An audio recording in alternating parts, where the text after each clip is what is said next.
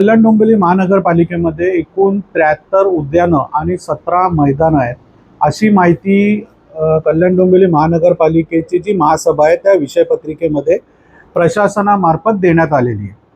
आणि आपण जर बघाल तर 17 मैदानापैकी डोंबिवलीमध्ये 7 मैदानं येतात, त्यापैकी एक नेहरू मैदान आहे। आणि नेहरू मैदानमध्ये असं निदर्शनास आलेलं आहे का एक शेड आणि आजूबाजूला काय बांधकाम केलेलं आहे एका मंडळाने।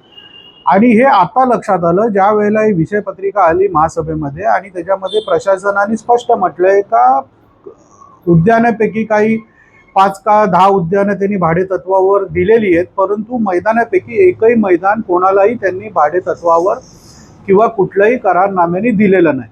त्यावेळेला असं कळलं का ही जी इथे शेड आणि बाकीच्या गोष्टी त्या केलेल्या आहेत त्या अनधिकृत असाव्यात। म्हणून आम्ही महानगरपालिकेच्या आयुक्तांना पत्र दिलं आहे आणि याबाबत संपूर्ण चौकशी करण्याची मागणी केलेली आहे का इथं मोठ्या प्रमाणात शेड केलेलं आहे, काय कंटेनर ठेवलेलं आहे किंवा बांधकाम केलेलं आहे। आणि एक प्रमुख गोष्ट इथे निदर्शनास आलेली आहे का कमान देखील मोठ्या प्रमाणात इथे केलेली आहे आणि त्यावर कल्याण डोंबिवली महानगरपालिका असा उल्लेख केलेला आहे। माझी अशी माहिती आहे का याला कुठलाही शासनाचा निधी किंवा महानगरपालिकेचा निधी वापरला नसून खाजगी निधी याच्याकरिता वापरण्यात आलेला आहे। आणि महानगरपालिकेच्या अधिकाऱ्यांकडे याची चौकशी जेव्हा आम्ही केली तेव्हा त्यांनी सांगितलं का आम्हाला याच्या बाबतीत कुठलीही माहिती नाहीये।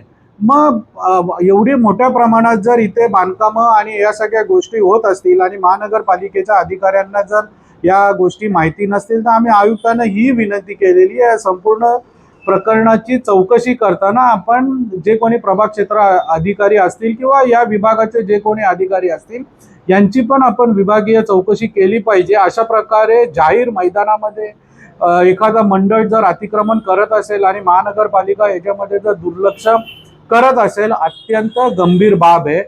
याच्यापेक्षा अजून एक गंभीर बाब अशी आहे याच्यामध्ये का महानगरपालिकेच्या सफाई कर्मचाऱ्यांची एक वस्ती आहे नेहरू मैदानच्या बरोबर पाठीची आणि त्या सफाई कर्मचाऱ्यांकरता महानगरपालिकेने तिथे शौचालय उभारला होता आणि तो शौचालय अस्तित्वात नसून वापरण्यात देखील येत होता।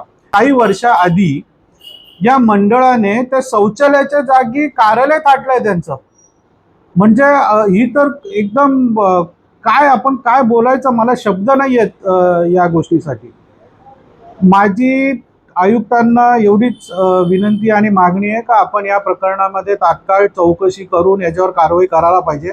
अशा प्रकार जर मैदान हडप होत चालली तर डोंबिवली शहराचे मुलं जाणार कुठे खेळायला।